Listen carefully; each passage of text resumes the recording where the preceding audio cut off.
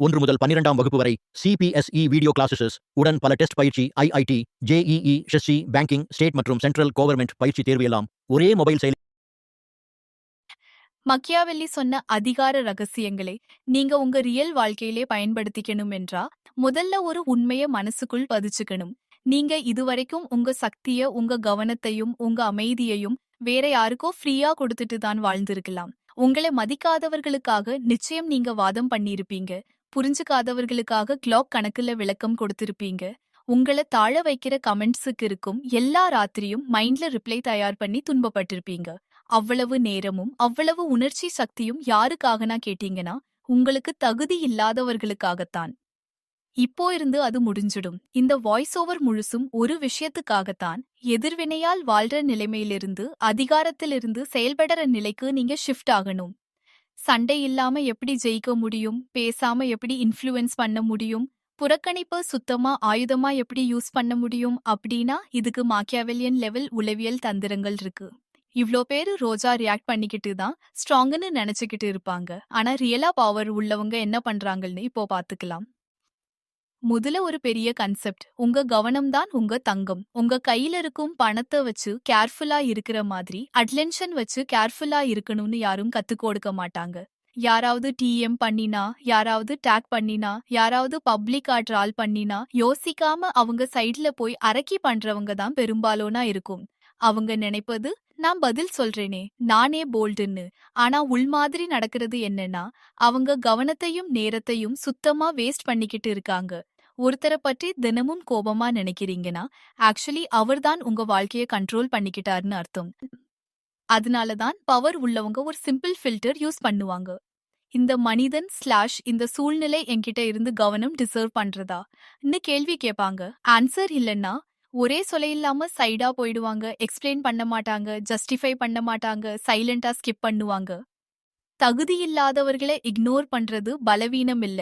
அது நான் என்கிட்ட உள்ள தங்கத்தை எவ்ரிபடிக்கும் ஃப்ரீயா கொடுக்க மாட்டேன் சொல்ற ஹையஸ்ட் லெவல் செல்ஃப் ரெஸ்பெக்ட். இப்போ 2வது ஆயுதம் மௌனம்.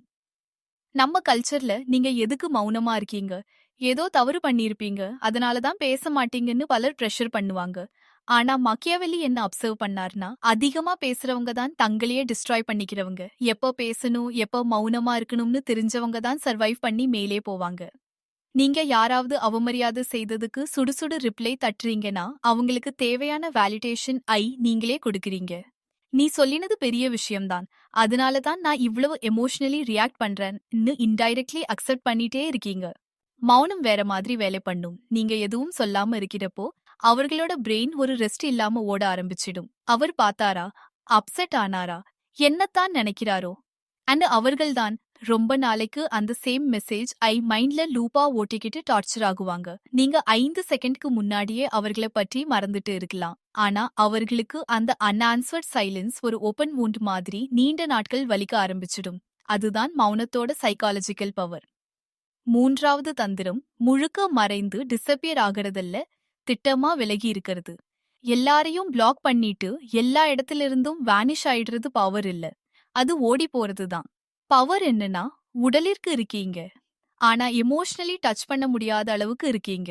சோ சில பேருக்கு சில சூழ்நிலைகளுக்கு நீங்க செலக்டிவ்லி கிடைக்கிறீங்க, இன்னொருத்தருக்கு எப்பவும் இல்ல. இதுல ஒரு அரிதான இருப்பு உருவாகும். ஒரு ரூம்ல நீங்க இருப்பீங்கன்னா அது ஸ்பெஷல்னு ஃபீல் வரும். ஆனா எப்ப கால் பண்ணினாலும் நீங்கள் அவ்வளோ ஈஸி கிடைக்க மாட்டீங்க. இது ரிலேஷன்ஷிப்ஸ் கம்மி, ப்ரொஃபஷனல் லைஃப் கம்மி, எல்லாத்துல யூஸ் பண்ண முடியும். எல்லா கால்க்கும் உடனடியாக அட்டென்ட் பண்றவங்க பேக்கப் மாதிரி ட்ரீட் பண்ணப்படுவாங்க. அவைலபிளா இருக்கிறதுனால ரெஸ்பெக்ட் பெருமளவு குறையும். ஆனா சில வேளையே பதில் கொடுப்பவங்க பிஸியா இருக்கிற மாதிரி விட்டு ஆனால் குவாலிட்டி டைம் கிவ்வவங்க அவர்கள் அருகில் இருக்கும் காம்பினேஷன் தான் அட்ராக்ஷனை தொடர்ந்து ஸ்ட்ராங்கா வைக்கிறது. இது மேனிபுலேட்டிவ் இல்ல, இது உங்க நேரத்தையும் உங்க மன அமைதியையும் பாதுகாக்கிற தந்திரம்தான். 4வது புறக்கணிப்பின் அடிக்கும் தாக்கு. யாராவது நம்ம இக்னோர் பண்ணும்போது நம்ம மனசுக்குள்ள என்ன நடக்குன்னு நீங்க அனுபவிச்சிருப்பீங்க. பிரெயின் க்ளோஷர் தேட ஆரம்பிச்சிடும்.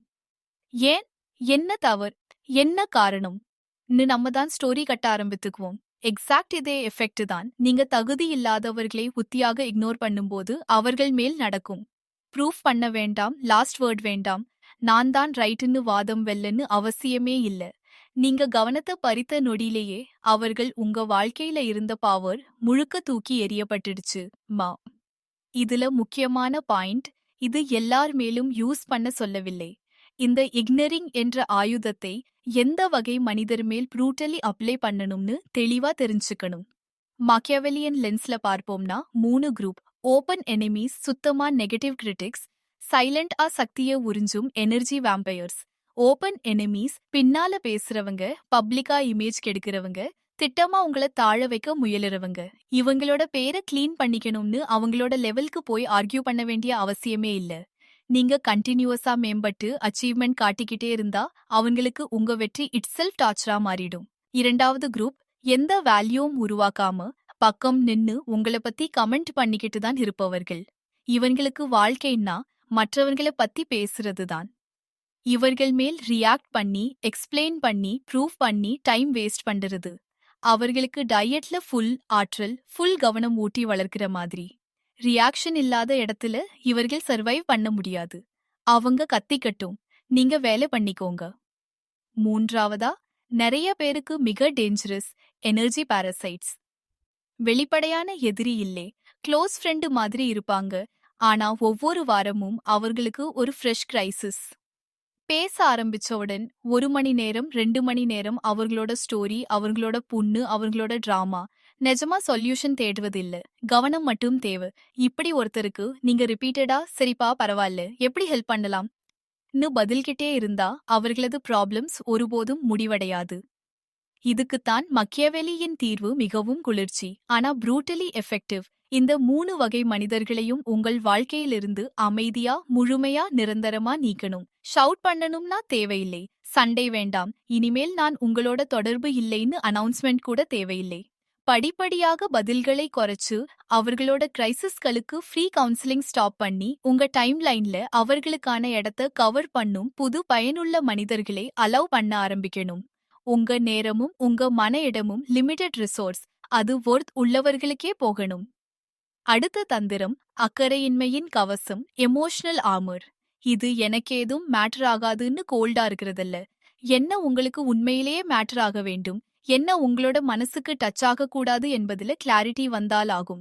இப்போ உங்க லைஃப் எப்படி இருக்கு? யாராவது இன்சல்ட் பண்ணினா டே முழுக்க மூட் ஆஃப். யாராவது நீங்க சரியாக பண்ணலன்னா ஒரு வாரம் கில்ட். ஒவ்வொருவரோட கமெண்ட் உங்க இன்னர் ஸ்டேட் ஐ கண்ட்ரோல் பண்ற அந்த பேட்டர்ன்ல இருந்து வெளியே வர்றதுக்குத்தான் இந்த ஆர்மர். இது உருவாகணும்னா முதல்ல உங்க ட்ரிகர்களை ஐடென்டிஃபை பண்ணணும். எதனால உங்களுக்கு உடனடி கோபம் வருது, எதனால திடீர்னு நீங்க டிஃபென்சிவ்னஸ்ல ஜஸ்டிஃபை பண்ண ஆரம்பிக்கிறீங்க. நான் சோம்பேறி இல்ல, நான் செல்ஃபிஷ் இல்ல, நான் இப்படி செய்யலன்னு. இவங்க எல்லாம் உங்க மனக்கவசத்துல கிராக். ஒருத்தர் அந்த கிராக்கை கண்டுபிடிச்சா ஒவ்வொரு தடவையும் அதையே பிரஸ் பண்ணுவார். இங்கிருந்து அப்கிரேட் ஆகணும்னா உங்க வேல்யூ யாரோ ரேண்டம் மனிதன் ஒப்பீனியன்ல இருந்து பாசிட்டிவ் ஆர் நெகட்டிவ் ஃபீட்பேக்ல இருந்து வரக்கூடாது. நீங்க உங்க எத்திக்ஸ், உங்க பண திசை, உங்க growth பாத் மீது ஃபோக்கஸ் பண்ணிக்கிட்டே இருந்தா ஒருவர் தவறா புரிஞ்சா எக்ஸ்பிளைன் பண்ண வேண்டிய பிரஷர் ரொம்ப குறையும். இத கற்றுக்கொண்டவங்க எதுவும் என்ன கட்டுப்படுத்தாதுன்னு ஒரு லெவல்ல ஃபீல் பண்ணுவாங்க. இன்சல்ட் வந்தாலும் கிஸ்பாட் வந்தாலும் தங்களுக்கு தெரிஞ்ச உண்மை ரொம்ப நிரந்தரமா இருக்கும். அவர்களது ரெக்ஷன் டெம்பரரி. அந்த கிளாரிட்டி வரும்போது தான் நீங்க ரியல் சென்ஸ்ல மேனிப்புலேட் செய்ய முடியாதவங்க, கலாப்ஸ் ஆகாதவங்க ஆக ஆரம்பிக்கிறீங்க. கடைசியில ஒரு அல்டிமேட் தந்திரம், கணக்கிட்ட செயலற்ற தன்மை. ஒவ்வொரு வதந்திக்கும், ஒவ்வொரு காப்பி கேட்கும், ஒவ்வொரு டியவுட்டுக்கும் உடனே மூவ் பண்ணி ரியாக்ட் பண்ணினா நீங்க உங்க ஆற்றல் முழுக்க சின்ன சின்ன சண்டைகள்ல முடிச்சு வச்சிடுவீங்க. சில போருக்கு நீங்கள் களம் ஏறவே கூடாது. யாராவது உங்களை பற்றி ஸ்டோரிஸ் ஃபேப்ரிகேட் பண்ணட்டும். நார்மல் பழைய வெர்ஷன் நீங்க இருந்தா கால் செய்து காலம் ரெக்டிஃபை பண்ணுவீங்க. புதிய வெர்ஷன் என்ன பண்ணுவாங்கன்னா எதுவும் செய்ய மாட்டாங்க. தங்கள் லைஃப் அலைன்மெண்ட்ல வைத்து கன்சிஸ்டன்டா வேலை, வேல்யூ, ரிசல்ட்ஸ் காட்டிக்கொண்டே இருப்பாங்களே. காலத்துக்கு பின் யாரோட படம் கரெக்ட், யாரோட இமேஜ் ஃபால்ஸ் தானா வெளிச்சத்துக்கு வரும். அதே மாதிரி உங்களை இமிட்டேட் பண்ற, போட்டி போகிறவங்களோட கேம்ஸுக்குள்ள விழ வேண்டியதும் இல்லை. அவர்களை ட்ராக்கிங் பண்ணி ரியாக்ஷன்ல ஸ்டைல மாத்திக்கிட்டே இருந்தா ஆக்சுவலி நீங்கள் தான் அவர்களால கட்டுப்படுத்தப்படுறீங்க. உங்கள் ஸ்டைல், உங்கள் பாட்வே, உங்கள் லாங் டேர்ம் ட்ரிஷன் மீது கண் வைக்கவும். கிரியேட் பண்றவங்க கிட்டே ஒரிஜினாலிட்டி இருக்கும், காப்பி பண்றவங்க கிட்டே ரெஸ்ட்லெஸ்னஸ் இருக்கும்.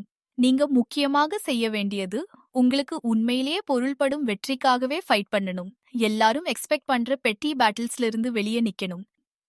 இந்த எல்லா தந்திரங்களும் சேர்ந்து ஒரு பெரிய மாற்றத்துக்கு வழிவகுக்கும். ரெக்ஷன்ல இருந்து ஆக்ஷனுக்கு, கூச்சல்ல இருந்து மௌனத்திற்கு, தற்காப்பு மூட்ல இருந்து அமைதியான அத்தாரிட்டிக்கு. இனிமேல் யாராவது உங்களை ப்ரொவோக் பண்ணும்போது, இதுக்கு நான் கவனத்தை கொடுக்கணுமா? இல்ல இக்னோர் பண்றதே எனக்கான அல்டிமேட் பதிலா? இன்னொரு செகண்ட் சிந்திச்சுக்கோங்க.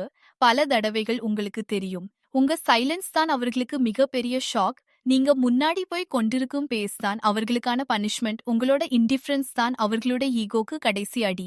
இப்போது உங்கள் குழந்தைக்கு புதிய அரங்கம். நட்சத்திரா ப்ரீ ஸ்கூலின் டே கேர் சேவையில் 1.5 வயது மற்றும் இந்த வீடியோ உங்களுக்கு பயனுள்ளதாக இருந்தால் ஒரு லைக் கொடுங்கள். உங்கள் நண்பர் உடன் பகிரவும். மிக முக்கியமாக எங்கள் சேனலை சப்ஸ்கிரைப் செய்ய மறக்காதீர்கள். புதிய வீடியோக்கள் வரும்போது உடனே அறிந்து கொள்ள மணி ஐகானையும் கிளிக் செய்யுங்கள். நன்றி உங்கள் ஆதரவுக்காக.